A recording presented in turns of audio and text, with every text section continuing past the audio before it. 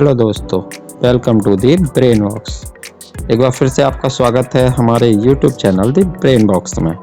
दोस्तों, आज हम संज्ञा नाम की परिभाषाएं और उनके भेद सरल शब्दों में जानेंगे। जी हाँ, हिंदी व्याकरण का ये ऐसा टॉपिक जो सारी जगहों पर काम आएगा, तो इस वीडियो को पूरा देखें और ज़्यादा से ज़्यादा शेयर करें इस वीडियो को सभी लोगों के पास।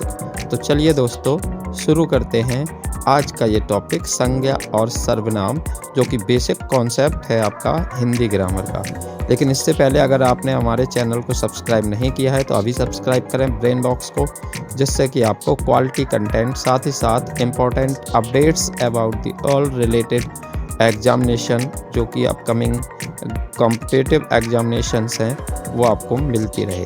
तो चलिए दोस्तों, शुरू करते हैं आज का ये वीडियो, आज का ये टॉपिक। तो सबसे पहले हम जानेंगे संज्ञा के बारे में, और कलर चेंज कर लेते हैं दोस्तों।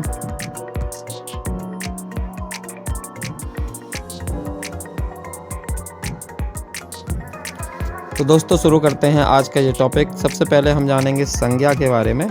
संज्ञा किसी व्यक्ति, वस्तु, स्थान के नाम को हम संज्ञा कहते हैं। जैसे कि राम एक व्यक्ति का नाम है, किसी वस्तु यानी कि मेज, किसी भी स्थान का नाम जैसे कि कानपुर, इन सब को हम क्या कहेंगे? इन सब को हम संज्ञा कहेंगे।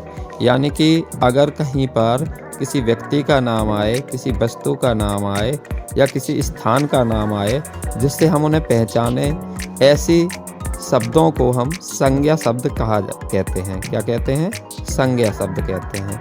जी हाँ दोस्तों, अगर हम बात करें संज्ञा के प्रकारों की, जो कि आगे का टॉपिक है हमारा, तो हम जानेंगे कि संज्ञा को मुख्य रूप से 3 भागों में बांटा गया है। एक तो व्यक्तिवाचक संज्ञा है, जिनसे सारी व्यक्ति से संबंधित या प्राणी से या स्थान से संबंधित चीज़ों का बोध होता है। जैसे कि लाल किला एक स्थान है, गंगा, हिमालय, भारत, कामधेनु, ताजमहल आदि। अगर हम बात करें जातिवाचक संज्ञा, क्या जो संपूर्ण एक प्रजाति का बोध कराएं, जैसे कि मनुष्य हो गया, लड़का हो गया, लड़की हो गई, गाय, किला, नदी, पर्वत, ये बहुत सारे उदाहरण आप इसमें देख पाएंगे। जी हाँ दोस्तों, इसके अलावा हम भाववाचक संज्ञा को भी इसी में जानते हैं। तो भाववाचक संज्ञा में क्या आएंगे? गुण, दोष, स्वभाव, अवस्था का बोध कराने वाली, जैसे अच्छाई, बुराई, ये सारी चीज़ें इसमें आती हैं। संज्ञा के मुख्य रूप से 3 भेद होते हैं, 3 प्रकार होते हैं: व्यक्तिवाचक, जातिवाचक और भाववाचक। इसके अलावा 2 और आपके प्रकार आपने पढ़े होंगे संज्ञा के, जिसमें आपके समूहवाचक संज्ञा आपने पढ़ा होगा और पदार्थवाचक संज्ञा पढ़ा होगा। लेकिन मुख्य रूप से 3 प्रकार, और कुल मिलाकर 5 प्रकार की संज्ञाएं होती हैं। जी हाँ दोस्तों, तो आप कंफ्यूज ना हो कि यहाँ पे 3 ही क्यों लिखा है।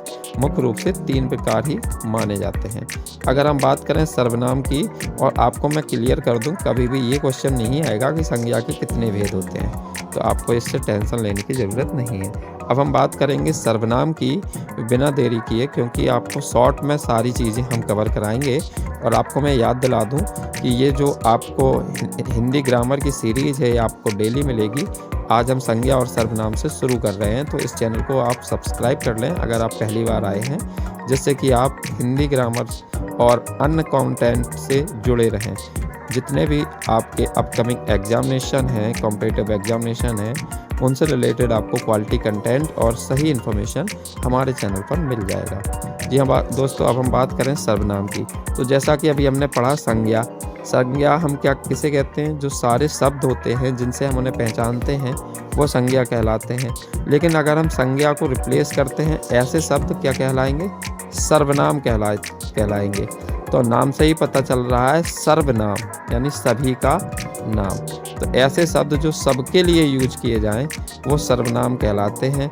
चलिए देखते हैं सर्वनाम के प्रकार। सबसे पहला है आपका पुरुषवाचक सर्वनाम, जिससे सभी पुरुषों का बोध हो, सभी मनुष्यों के लिए यूज किए जाए। जैसे कि मैं, तुम, आप, हम। ये हम किसके लिए यूज करते हैं? मनुष्यों के लिए, इंसानों के लिए, या फिर व्यक्तियों के लिए। इसलिए इन्हें हम क्या कहते हैं?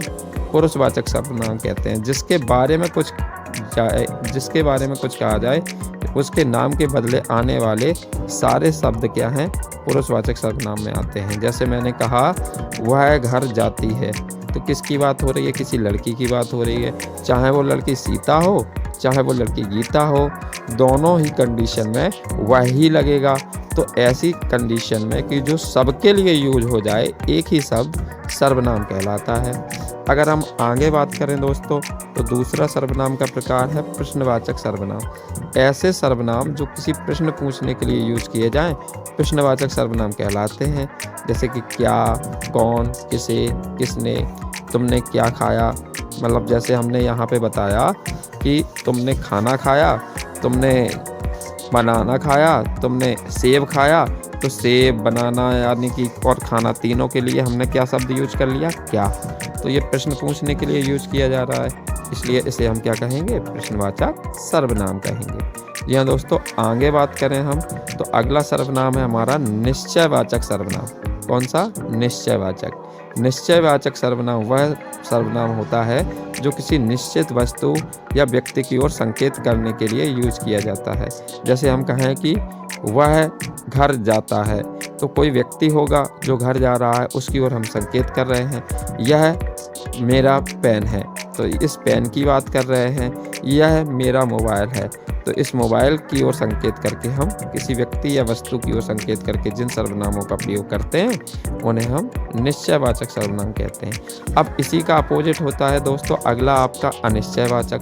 जैसे कहा जाए दरवाजे पर कोई है, वहाँ पर कुछ डला है, वहाँ पर कुछ खड़ा कुछ गिर गया है। तो इस तरह के शब्द जो अनिश्चितता को दर्शाएं दोस्तों, वो क्या कहलाएंगे, अनिश्चयवाचक सर्वनाम कहलाएंगे दोस्तों।